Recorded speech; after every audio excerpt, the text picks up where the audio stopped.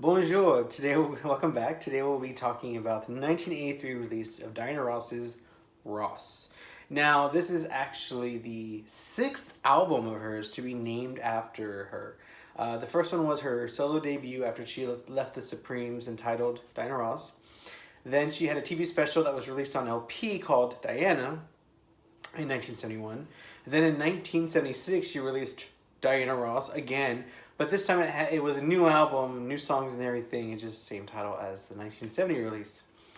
Then she had Ross in 1978, a semi compilation of new songs, unused songs, and alternative versions of obscure songs. It's a really weird album, especially because she pretty much had a steady 70s like release of quality material. So just kind of had like a kind of Frankenstein kind of thing of an album. Either way, then she had 1980s Diana, which had songs like I'm Coming Out and Upside Down. And then came Ross, which was released in 1983. You may have never heard of this album, even if you have a good idea about Diana Ross. She's mostly known, I know, from her Motown sound, disco, and then later with 90s house. And her last major hit was in the UK in 1999, and that was Not Over You Yet, which made the top 10 in the UK. Unfortunately, it was never released in the US, which is a shame because it's one of her best songs. In fact, I think it's her best song, and they use a remix that's just beyond amazing. Either way, back to Ross. As you can see, I have the shirt. This album is her third with RCA. So a little backstory. Diana Ross was with Motown for about 20 years by the time 1980 rolled around. So they had been signed in the early 60s as the Supremes, and then she had 12 number ones with the Supremes, and then left and went solo. Then she had 6 years where, my mistake. Then she had 10 years with Motown where it was very successful, and also she had a lot of fame. She had a lot of fans. I mean, it was a good era of Diana Ross. But she, I suppose, was not getting her fair due of money or something with it, because she left them in 1980 to sign with RCA Records. Now, this was right after Diana came out, the album I told you about earlier, where she had number one hits with Upside Down. Coming Out was a huge hit as well. Then she had Endless Love with Lionel Richie. So these are massive hits. This was kind of like her peak ever. So she struck when the iron was hot, and she signed with RCA for a record-breaking, at the time, $20 million for 6 albums. Today, that's not quite as much as the highest, but at the time was amazing. Well, of course, at that point she was a living legend, and to have two number one songs, 2 smashes, and then go for a new record deal. What a strategy. RCA years from 1981 to 1987 are her most experimental. The albums before that are very pop R&B, mostly R&B, disco. The albums after that are R&B, pop, and dance. The albums in between are still that, but I think it was the most charming, kind of like enigmatic era of hers, because she had all these like songs that just were either weird and didn't do well, or they were really, really good and didn't do well. Like, I don't understand why she just didn't do better in the 80s. I mean, she was a staple of the 70s, and I know that transition from the 70s to the 80s was a difficult one, especially for black artists, because disco was dying, and soul music was kind of dying too, and jazz was becoming smooth and everything. So there was a lot of worry about how do you transition from this decade ruled by soul and disco and funk into a new era where it's mostly electronic music, and mainstream pop is taking over R&B stations. So I don't think I think also I think as ageism, you know, at that point when she was in her 40s, and you know, radio may not have been as interesting to play as her as opposed to like you know, Janet Jackson or Whitney Houston or Madonna or Vanity. You know, she had competition, which she had competition before, like you know, Aretha Franklin, Gladys Knight, Patti LaBelle, but Diana Ross had 18 number one hits. She, I mean, she really. And but for the 80s, I just feel like it was just a very different era for her. I mean, it's fascinating actually, and this album is the embodiment of that, or the peak of that fascination for me, because it's just a weird, obscure, forgotten album. It actually wasn't released on CD in America. I know it was a Japanese CD, but it wasn't released I think until like 2014. I mean, and then the vinyl, you could find it at pretty much any record store. This is the French vinyl I got when I moved to Paris. It's glossy. So they have, I don't know if you can kind of, yeah, there you go. You can see how glossy that is. France has glossy covers, but they feel kind of grainy and weird. Like they're not nearly as pleasant to hold as like an American vinyl. This is an original print, so it's from the 80s, early 80s, and I mean, it's amazing condition, but I mean, it just feels different. But it looks beautiful. I love how it, you know, like I said, it's very glossy. So this was her third album for RCA. After two successful albums, she had Why Do Fools Fall in Love, which has a song, that song, the title track, and then it has the song Mirror Mirror and Work That Body. Her next album had Muscles, which was written and produced by Michael Jackson, and that was called Silk Electric. So both of those had gone successful. Like the first one went platinum, the second went gold. You know, top 10 hits on both. Things were looking good. So while I do enjoy Silk Electric, the one with Muscles, it's a very weird album. It has like heavy metal, and it has like the softest, sappiest ballads that are like very pop. And then it has like 50s doo-wop. And then it has the main song, Muscles, which is clearly like smooth 80s R&B. I mean, it's a great song. Muscles is actually a really good song. But the album itself is not Muscles. And I really feel like she should have worked with Michael Jackson on the entire album, because Michael Jackson did the song. I don't understand why she has all these, like, I mean, she produces a lot of it. I think she produced the whole album besides Michael Jackson. And I think that might have been a problem. Maybe too much artistic freedom, you know. Anyways, so the next album, even though it was kind of weird of an album, it still went gold, which that's what matters. So on the next album, she got a little bit weirder. This isn't a mishmash of sounds, more just something you wouldn't necessarily expect from Diana Ross, especially if you know her for songs like Ain't No Mountain High Enough and Love Hangover and Endless Love. And, I mean, none of that stuff is here. The Boss, no. There's nothing drastically energetic about the album as a whole. It's very laid back, almost druggy. Even her eyes, like, just look at the album cover. By the way, let's talk about this album cover. I love like her hair. It's like so big and stylish, and then her makeup, and then she has like this, like drugged out, like what, like you look, and then the sheer red material, just how elegant it looks, and then the pose and the everything. It's just a great album cover. What was I saying about I was talking about the album cover. So anyway, so at this point, this was her darkest album, and it's not a depressing album anyway. I don't think anything like it. There's nothing disturbing about the album, but in terms of her career as a whole, it's definitely her darkest record. But her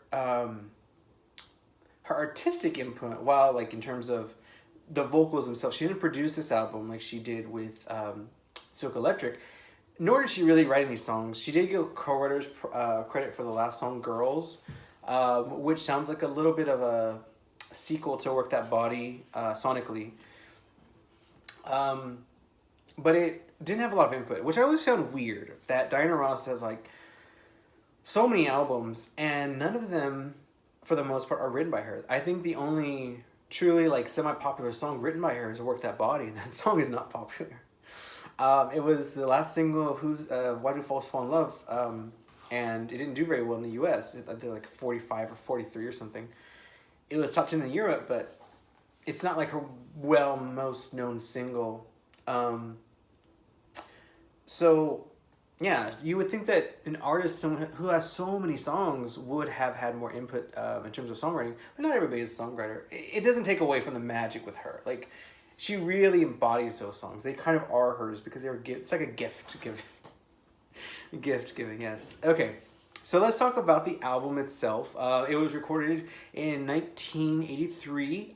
She worked with Steely Dan, and she worked with Ray Parker Jr., who did the Ghostbusters theme. He wrote and produced 2 of the songs on here, and they're really good. And then Michael McDonald, the guy who from the Doobie Brothers, he co-wrote and produced the first song on the album.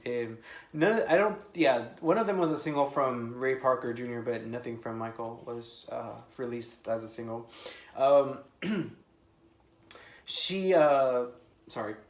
I believe she was probably like the executive producer or something, because at this point she was really in control of her career. And so that just kind of makes this album even more enigmatic, because there's nothing commercial about the album as a whole. And you're wondering, what was she thinking? Because, I mean, she's always been known for like sugary, sweet ballads, soul music, disco, and this album, which I don't know if she was kind of like influenced. Maybe she was a fan of the sound. I don't know, but I think it's definitely her most unique album, and it's amazing to listen to. And it may not be like, oh my god, every song is amazing, but it definitely has this presence to it, the way that I don't see with other albums of hers, or really in general. I mean, not only was it a flop and forgotten, because I mean she had a lot of forgotten flop albums, but it's weird and it's disturbing. Like the imagery could be disturbing, So I just think it's fascinating, when these artists try these new things. You're like, what guided them? What led them to that direction? And were they happy with the result? Because she did the concert in Central Park that year. It was an amazingly big publicity. She had tons of coverage in the news. I mean, it was a major year for her. Her name was everywhere. And because of that concert, because it rained and she was still out there singing, and then they had to do part 2 and it was free, so it was like 100,000 people. This came out that time, and it got no promotion from that era at all, which is so weird. She did one performance, I think, on Johnny Carson for "Let's Go Up," one of the singles on the album, and she performed, I think, 2 songs of the album at the concert. So it wasn't like a major tie-in promotion. I think that's really weird to have. Like, I never understand that. Like, this album, I think, peaked at like number 36 or 37. Correct me if I'm wrong. Something in the 30s, and it didn't go gold. I'm like, were there really 36 albums that were better, like, or more successful? Like, 36? This is a really good album. And it's Diana Ross, and she was successful at this era. It was, she was going, and this is like her almost 20th year in the spotlight, because, the Supremes came out popular in 63. Like, they became popular in 63. So this was her 20th year, and she was still going extremely strong. And then this album came out and kind of put an end, like a stop to that, streak of hits. But yet I find it a very successful album in terms of just execution and the song choice and the way it flows. So anyways, let's talk a little bit about the songs. And like I said, I don't know much backstory about the songs in terms of like songwriting sessions or what direction they're going. Like some albums have like liner notes where the producer might talk about what happened, or like her special edition Diana album had Nile Rodgers talking about that. But like with this one, there's no like documentation of the producers at the time or anything like that.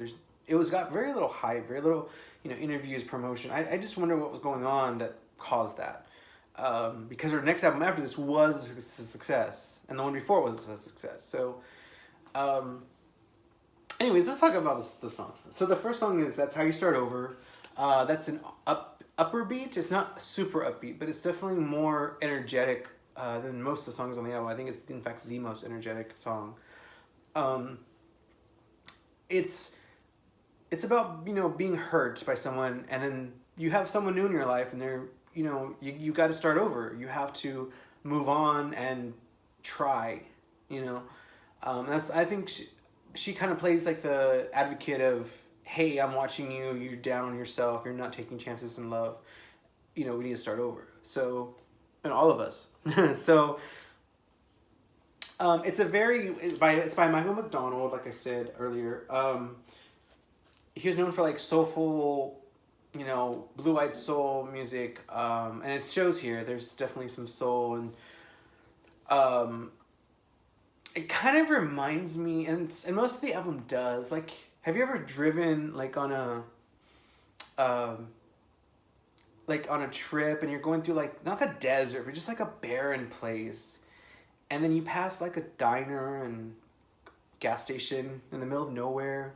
It has that feeling like in the morning, like a Sunday morning drive home from like vacation. And the whole album, for the most part, has that kind of laid back, kind of saddened, but still beautiful state. So That's How You Start Over kind of does that. Like, it starts things off really plunging you into it. It's not like an attackful song. It's not a hooks full of hooks. It's interesting and part of the album, if that makes sense. So it strings with the entire album and makes for a successful starter, because it does start the energy up, because you'll need that for the rest.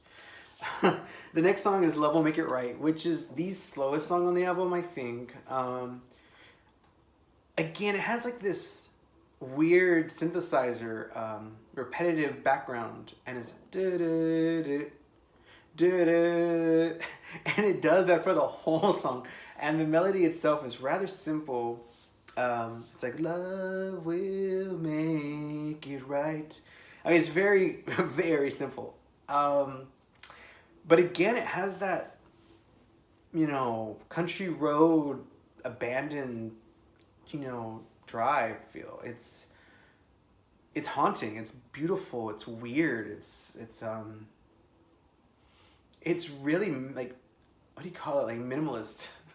They don't use a lot of instruments and a lot of tricks and such. It's just kind of done like, and it's very weird for a second song. I think it's like the weirdest second song you could have on an album, because it really just changes the energy so drastically. But again, it flows. It's tied together through this amount of steps, and it's beautiful. It's really beautiful. The next song is You Do It, which is the song, a pinnacle song on the album, in terms of feeling like you're driving down that country road. Again, Sunday morning, sunrise maybe, and there's like a gas station with like they have like a small eating section, and there's like truckers going in, drinking coffee, smoking cigarettes. And like you're leaving there and you're gonna drive, and it's just like, nothing. There's no no mountains, no trees, just grass, just yellow grass everywhere. This song, You Do It, has that feeling. It really does. It's sweet and tender and very like rustic country pop. It's done so beautifully. Like it's so back and forth. It's so beautiful, and one of my favorite songs on the album. I do love the first two too as well. They're both amazing songs, but I think You Do It is where the album really starts to become a little bit more like, okay, I really do like this. The next song is Pieces of Ice, which was the first single. The video has Diana draped in this sparkly red bodysuit, and she's like dancing with wolves, like men dressed like wolves, and like actually shows her dancing. And it's, how do you explain it? It's a low energy dance song, very laid back, very lazy, like in terms of just how like the verses and the choruses, there's no energy to it. It's very laid back and very out of it. I love the song. I think it's very hypnotic, extremely hypnotic, and very weird in terms of the lyrics. Like the lyrics don't make sense. I perceive it to be about like maybe like random sex and like pieces of ice. You see that in their eyes or something. Just like how disconnected you are from the person. But I'm not sure. The song, the lyrics are rather weird. She only performed it on stage at her concert in Central Park, but she never did anything afterwards with it. Hasn't performed on any tours. It's only on one compilation of hers, of hits, which was like a more recent, like cash-in greatest hits, and they have Pieces of Ice. It's okay. So imagine like "Love Is a Battlefield" by Pat Benatar, but without the hooks, and without the energy, and without the like overproduction. That's Pieces of Ice. But Pieces of Ice was first. It's just it's rock pop dance, but it's mostly dance. But it's just really weird. I love it. I think it's one of her best songs, and that's saying a lot. She has a lot of amazing songs. The next song is "Let's Go Up," which kind of brings back the energy That's How You Start Over had, but not as much. It's just about how life can get you down, just from whatever, not even relationships. And she's saying, let's get up, let's go up, forget about down, which is kind of a weird, that's a weird line, forget about down. Like, oh, I forgot about down, sorry. I get what she's saying, but this one I really like as well. It has a really good jazzy intro, a really peppy, smooth verse, and then the chorus is very explosive and powerful and energetic. It's a really beautiful song, and it was the second single. She performed it on Johnny Carson. It didn't do very well in terms of charts, but it's I think it's probably the song to listen to if you love commercial Diana and you're not really willing to go into the idea of her being like kind of different and weird. But, and like I said, it's not weird, it's just different to the point where it's kind of weird, if that makes sense. Anyways, next song is "Love or Loneliness," which I would say is the second best song on the album. It was written and produced by Ray Parker Jr. of Ghostbusters, the song fame. "Love or Loneliness" is about a woman's troubles with having casual relations with a man, wondering where it's going and how he never really sticks around and how it's just not really fulfilling for her. And she's wondering to herself, she's like thinking, is it love or loneliness? Meaning, do I love you or am I just lonely? And you know the answer. But it's actually a really well written song. It's beautiful. And it has like this twangy intro, like almost like southern rock, but also it has this really like R&B flavor, like really strong. So it's like rock R&B pop. Again, one of the strongest songs on the album, one of the strongest songs on the entire career. Amazing chorus, great. I mean, this should have been I think this probably should have been the first single. I think it would have done a little bit better than Pieces of Ice. But Pieces of Ice is where she wanted to go, which it would have been nice to have one more like song kind of like Pieces of Ice, to have more dance songs, because there's not a lot. But whatever. Next song is "Up Front," again done by Ray Parker Jr. of the Ghostbusters fame. This song is not as successful as "Love or Loneliness." It's good. It's like a rock anthem type. It's like, we're gonna get his hand up front. And then so like in the song, which has all this attitude, it's like she has a very aggressive, in-your-face attitude. But in the lyrics, she said, "I'm gonna do what the heck I please." The heck. I know she had children, but she could have said hell. I don't know. Because I think she's cussed a few times on albums. Not very often. She could have, I don't know. Up Front is just very in your face. It's good. It's not as good as the Love or Loneliness or the rest of the album. I would call it the worst. No. Actually, yeah, it's the worst song on the album. It has to be. But it's good. It's catchy. It's fun. It was a single too. It didn't do very well. I don't understand. I think it was a promotion, and the fact that she was older than 40 at the time. And she'd been around for so long. But it's like, if they're making good music, let them. Wow, that's the thing. When someone's around a long time and they're still making good music, we need to be appreciative of it. We don't need to, oh my God, they're old. We don't need to say that. Ageism does no good for art or music or enjoyment for the experience. And we need to have that. And give Diana Ross's Ross a try for that, Anyway, so the last song is Girls. Girls is a anthem type song about, well, not really an anthem. It's more, she's singing to girls, so it's not really an anthem. Just talking about the new 80s style of how women act and how they're perceived and how, it's just about like girls' aspirations and what she sees, what she observes as, an icon of the industry. It's actually quite conscious of what's going on, with females and such, especially at the time. And like the superficiality of it and like the lies of beauty. I mean, don't get me wrong, it's not a super deep song, but there is elements of that into the song lyrics. And the music itself is more disco-y.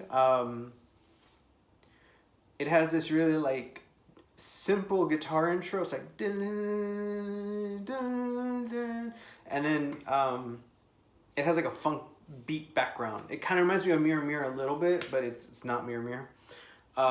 The single from Why Do Fools Fall in Love. It's definitely a good song. It's a great song way to close it, and just gives it like this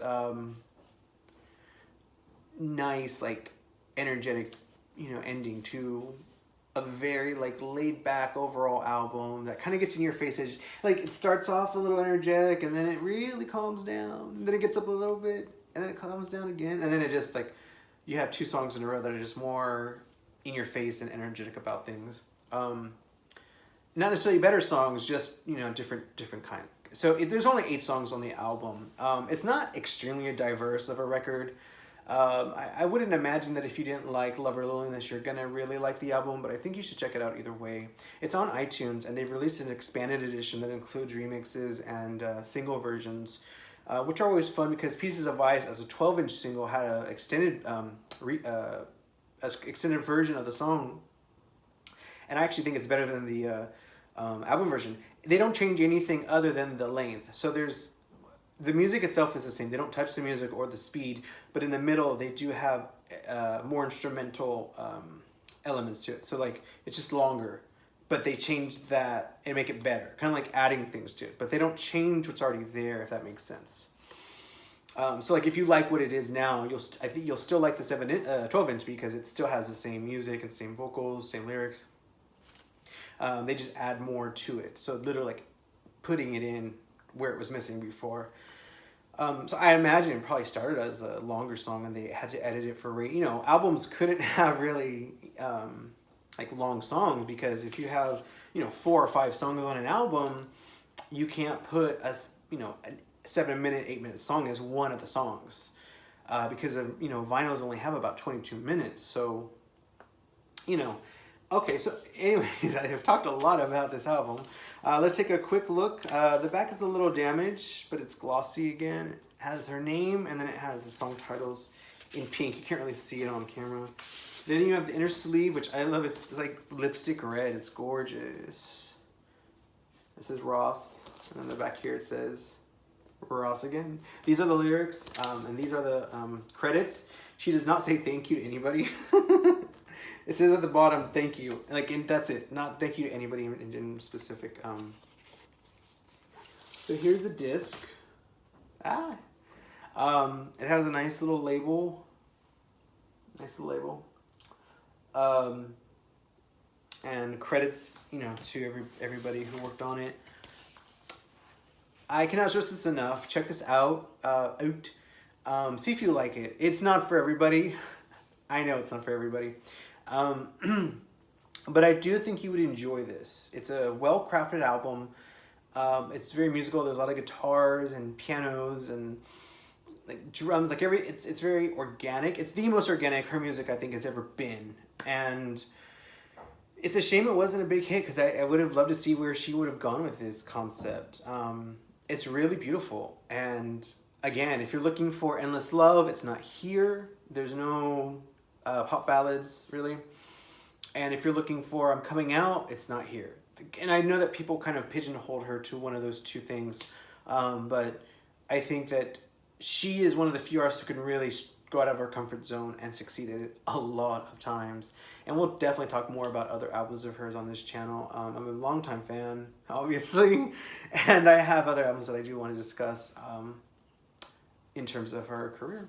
And I think all of her albums are on vinyl except for Every Day is a New Day and Take Me Higher from 95. Every Day is a New Day was 99. They are not on vinyl. I'm not sure why. Because like a lot of like albums that were released on vinyl in Europe in those years. So it'd be nice if those were released on vinyl. If anyone out there works in the music industry and can make it happen, that would be great. This album, actually, you can find anywhere. I have found this album at so many record stores. It seems that a lot of people bought it and nobody liked it. They took it to the record store. But, you know, it's a hidden gem and it's not for everybody. And I think the fact that you can really find this anywhere. I mean, I think if you went to at least 2 record stores in your city, you would find it. Probably as the only Diana Ross album they had. I found it at places like, it's mostly focused on, you know, like jazz or classical music even. And they'll have this. They will literally have this. So check it out. It's on iTunes. And let me know what you think. If you are a fan, tell me your favorite song by Diana Ross, your favorite song on the album, your least favorite songs by her and on the album, if you have any. Let me know what you think about the record if you do choose to listen to it, or if you have. Let me know. And then if you like this video, please like it. And if you loved it, please subscribe. And again, please donate to my Patreon, which doesn't exist. Thank you so much.